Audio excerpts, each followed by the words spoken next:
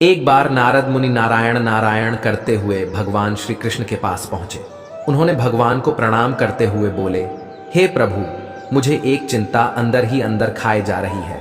तब भगवान श्री कृष्ण कहते हैं, हे देवर्षि नारद जी, आपकी वह कौन सी चिंता है, कृपया बखान करिए। तब नारद मुनि बोले, हे जगत के पालनहार, आपको तो सब कुछ पता है।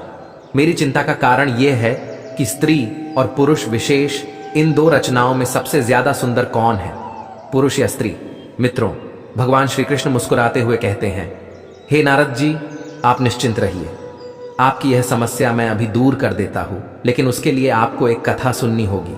अगर आप इस कथा को पूरा सुन लेते हैं तो आपको आपके प्रश्न का उत्तर मिल जाएगा। तब नारद जी बोले, ठीक है प्रभु, मैं इस कथा को ध्यान से पूरा सुनूंगा। तब श्री कृष्ण बोले, जो इस कथा को पूरा सुनेगा मैं उसके 10 अपराध माफ कर देता हूं। इतना कहकर भगवान श्री कृष्ण कथा को सुनाने लगते हैं। ये कथा आपके दिल और रूह को छू जाने वाली है। छोटे से गांव में एक उमेश नाम का लड़का रहता था। परमात्मा ने इसे बहुत ही सुंदर रूप से नवाजा था। वह अभी जवान ही था। जवानी की पहली सीढ़ी पर वह कदम रख चुका था। और यह तो आप जानते ही हैं कि यह अवस्था कितनी रौनकता भरी होती है। मन का भंवर सुंदर सुंदर फूलों पर बैठना चाहता है। उमेश को स्त्री ही संसार की सबसे सुंदर वस्तु लगती थी। सुंदर स्त्री को जाती देखकर उसका मन उसके बस में नहीं रहता था और वह अपना आपा खो बैठता था। उसके नजरों में सुंदर स्त्री ही संसार में कोमलता, मिठास और सजावट की प्रतिमूर्ति थी। जुबान पर स्त्रियों का नाम आते ही उसकी आंखें जगमगा उठती थीं, कान खड़े हो जाते थे। मानो ऐसा था जैसे किसी स्वाद लेने वाले रसिक ने कोई सुंदर गाना सुन लिया हो।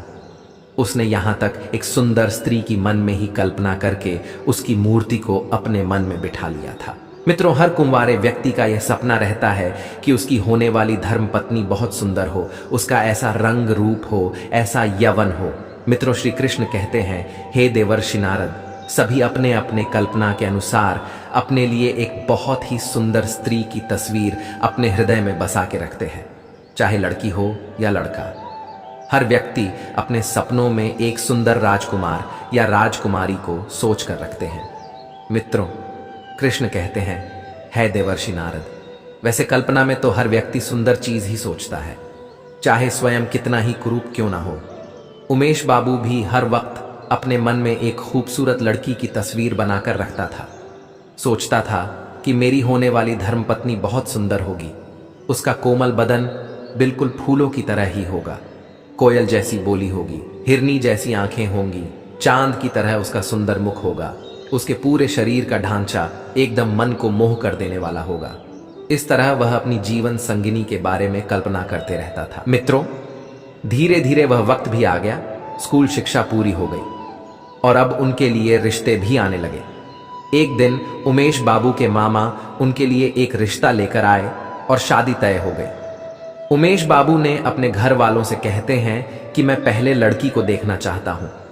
यदि मुझे लड़की पसंद होगी तभी मैं विवाह करने के लिए राजी हूंगा। तब उनके मामा ने कहा, बेटा, लड़की के तरफ से तुम बेफिक्र हो जाओ, लड़की हमने देखी हुई है। लड़की हकीकत में काफी ज्यादा सुंदर है। मामा के मुख्य से लड़की की प्रशंसा सुनकर उमेश बाबू को लगा, चलो, यदि अगर मामा कहते हैं तो लड़की जरूर खूबसूरत ही होगी। और फिर उमेश बाबू ने शादी के लिए हाँ बोल दिया। मित्रों, कृष्ण कहते हैं, है देवर्षि नारद, जब विवाह का शुभ मुहूर्त आया तब उमेश बाबू बड़े धूमधाम से बारात लेकर आए और दुल्हन भी आभूषण से सजे मंडप पर आई। उमेश बाबू की नजरें दुल्हन की ओर थीं।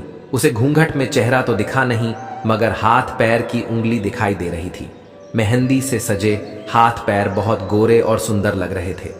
उसे देखकर उमेश बाबू अपने मन में फूले नहीं समा रहे थे।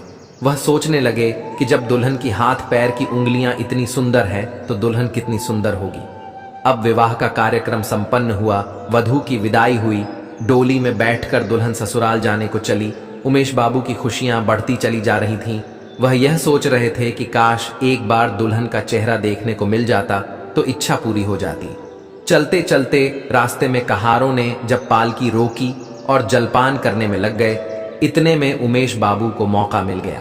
वह चुपके से पालकी के पास गया और जब दुल्हन अपना घूंघट हटाकर पालकी से बाहर झांक रही थी और तभी उमेश की निगाह दुल्हन के चेहरे को देखती है।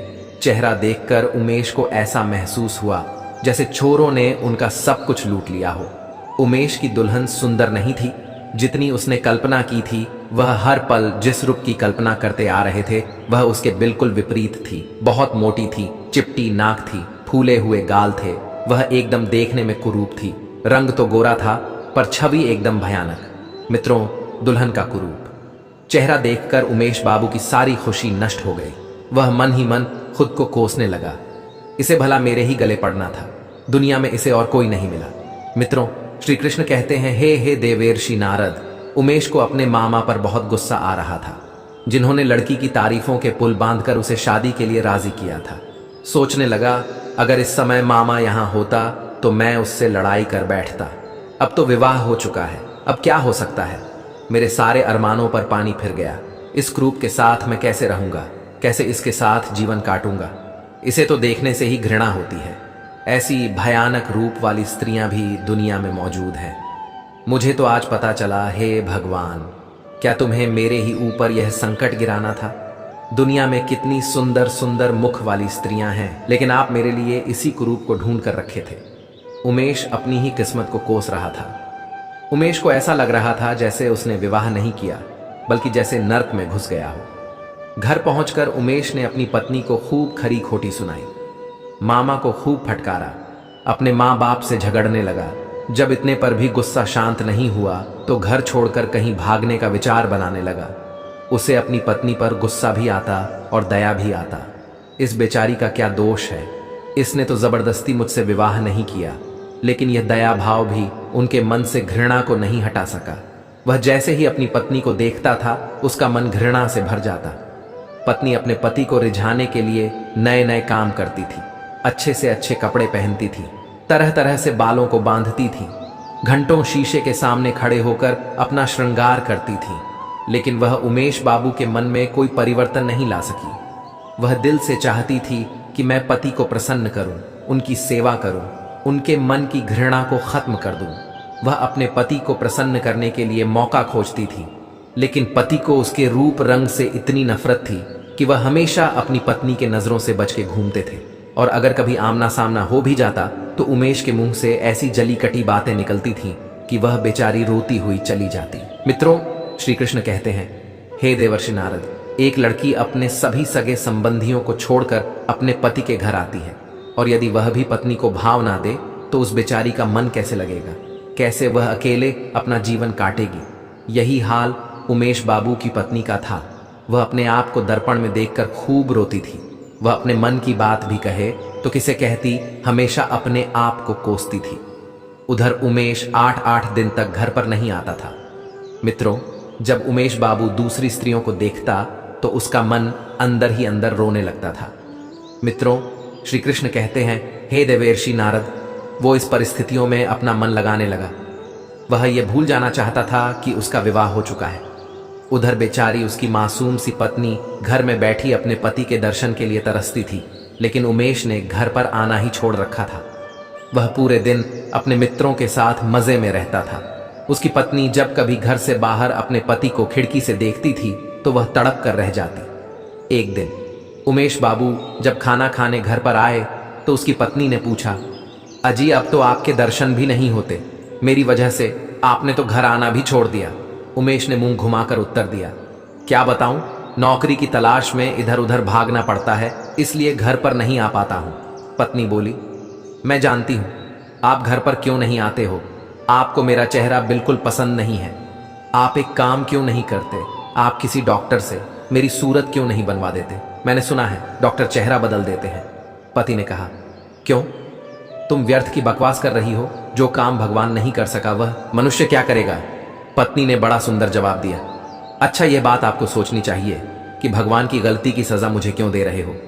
आपने मुझे दूध से मक्खी की तरह निकालकर दूर फेंक दिया है।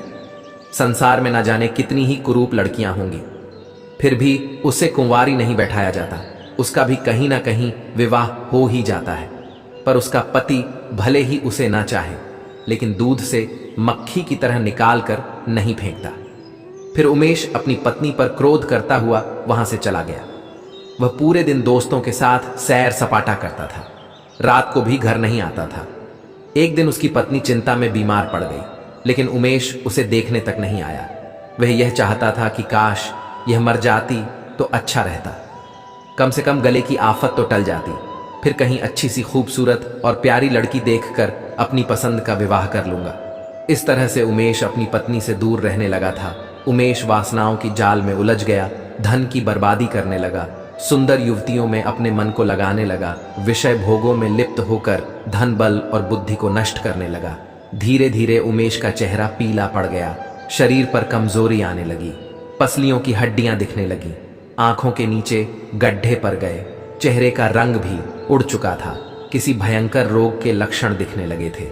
एक दिन उमेश की पत्नी अपने पति के विचारों में बरामदे में लेटी हुई थी। कई दिनों से उसकी पत्नी ने उमेश की सूरत नहीं देखी थी। उसने डरते डरते किसी के हाथों उसे बुलाया और सोचने लगी, आएंगे तो वैसे भी नहीं, कहने में क्या जाता है। किसी ने जाकर उमेश को बताया कि तुम्हें तुम्हारी पत्नी ने बुलाया है। आज उमेश के मन में कुछ दया का भाव था, वह जाकर पत्नी के सामने खड़ा हो गया। जब उमेश की पत्नी ने उमेश के चेहरे को देखा तो वह चौंक पड़ी। उमेश बहुत कमजोर हो चुका था, चेहरा पहचान में नहीं आ रहा था। उसकी पत्नी पूछने लगे, तुम बीमार क्यों हो गए? तुम तो मुझसे भी ज्यादा कमजोर हो गए हो। उमेश कहता हुए कहने लगा, मेरी जिंदगी में अब रखा ही क्या है जिसके लिए मैं जीने की फिक्र करूं। उमेश की पत्नी बोली, चिंता करने से कोई इतना कमजोर नहीं हो जाता, तुम्हें कोई बीमारी है, तुम इसका इलाज क्यों नहीं कराते? इतना कहकर उसने पति का दायां हाथ पकड़कर चारपाई पर बैठा दिया। उमेश ने भी अपना हाथ छुड़ाने का प्रयास नहीं किया।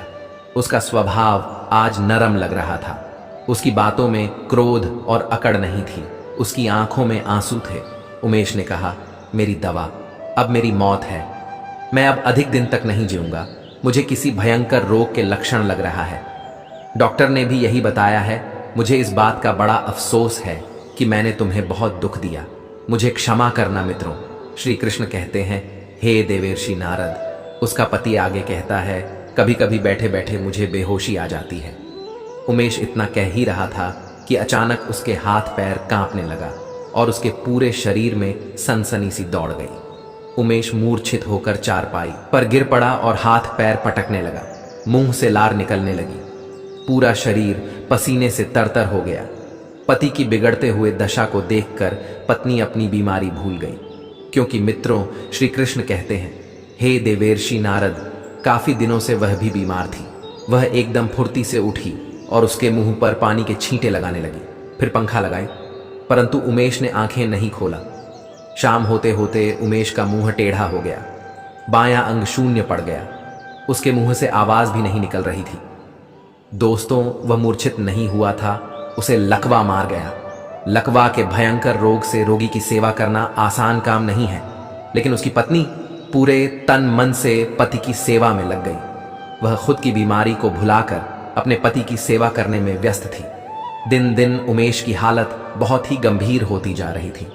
उसकी पत्नी पूरे दिन रात पति को थामे बैठी रहती थी, उसके लिए आहार बनाकर देती, गोद में लिटाकर दवा पिलाती थी, उसके इशारों को ध्यान से समझती थी।